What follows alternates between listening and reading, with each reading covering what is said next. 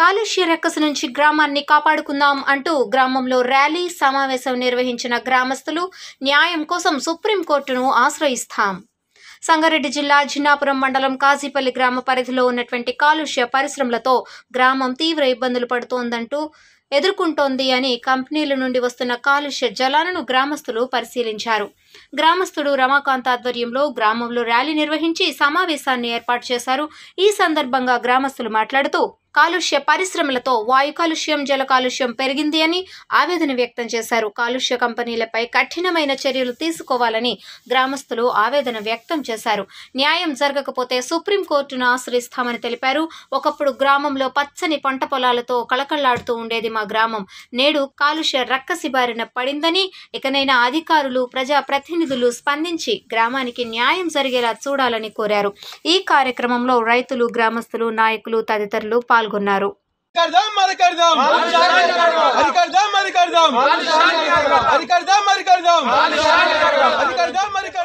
కాజీపల్లి గ్రామస్తులు, యువకులు, సోదరులు చిన్నప్పుడు మేము చూసినట్టయితే మన సీతాఫల్ పండ్లు తెప్పుకునే వాళ్ళము, చెరువులో చేపలు దొరికేటి, అందరం కలిసి పండుగ సెలబ్రేట్ చేసుకుంటుండే.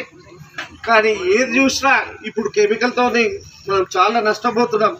మన పిల్లలు, మన ఆరోగ్యం అంతా కూడా చాలా బాధగా ఉన్నది ఇది కాబట్టి అందరు కూడా సమష్టి కృషితోని జాయింట్ యాక్షన్ కమిటీ వచ్చే వారం సండే రోజు నేను పిలుపునిస్తున్నాను. అందరం కూడా జాయింట్ యాక్షన్ కమిటీకి సిఫార్సు చేయాలి. మీరే పేర్లు ఇవ్వాలి. మీరు పేర్లు ఇచ్చిన సిఫార్సు చేసిన పేర్లనే తీసుకుందాము. ఎవరు కూడా ఈ కంపెనీ వాళ్ళతో లాలూచి పడాలని వాళ్ళనే తీసుకోవాలి. ఇక్కడ ముఖ్యమైన సమస్య ఏమంటే మన కెమికల్ అరికట్టడానికి జనాలందరూ కూడా పోయి అక్కడ డబ్బులు తీసుకుంటున్నారు. డబ్బులు పరంగా లొంగుతున్నారు కాబట్టే ఇక్కడ కెమికల్ వదులుతున్నారు. కెమికల్ వదలొద్దు అని అనుకుంటే అందరు కూడా సమిష్టిగా కృషి చేయాలి. జాయింట్ యాక్షన్ కమిటీ ద్వారా మనం ముందుకు పోవాల్సిన అవసరం ఉంది.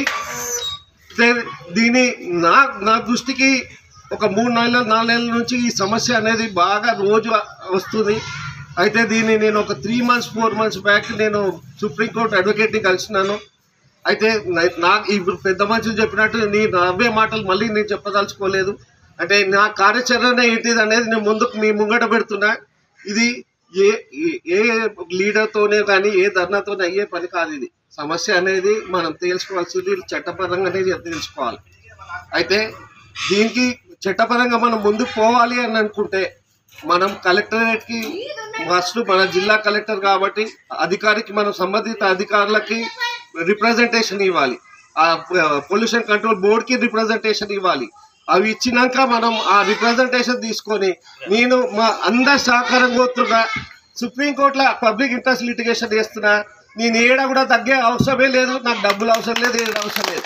ఖచ్చితంగా 100 రోజుల లోపల నేను ఆర్డర్ తీసుకొచ్చి పెడతాను మీ ముంగట. నీకు కావాల్సిన గ్రౌండ్ వర్క్ అంతా కూడా చేసుకున్నా. నేను ఇంకా ఇది ఫార్మాసిటీకి పోవాలి. ఈ కంపెనీలు మనకి ఇక్కడ కంపెనీలు వద్దు. వాళ్ళ మిత్రుడు మన సురేష్ చెప్పినందుకు ఖచ్చితంగా గండి చెరువుకు కూడా దాన్ని ప్రత్యేకంగా ఏమి ఎన్విరాన్మెంటల్ పరంగా ఏమేమి జాగ్రత్తలు తీసుకోవాలో మనం కలెక్టర్ గారి దృష్టికి తీసుకొచ్చి అధికారులను తీసుకొచ్చి ఈ ధర్మ చెరువు గురించి కూడా మాట్లాడదాం, గండి చెరువు గురించి కూడా మాట్లాడదాం.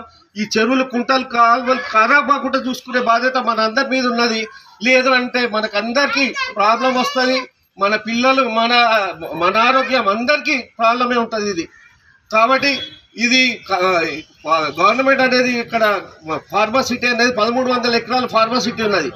అయితే ఈ కంపెనీలన్నీ కూడా R1 జోన్కి దగ్గర ఉండదు. చట్టపరంగా R1 జోన్ అనేది రెసిడెన్షియల్ ఏరియాకి సంబంధించిన ఏరియా.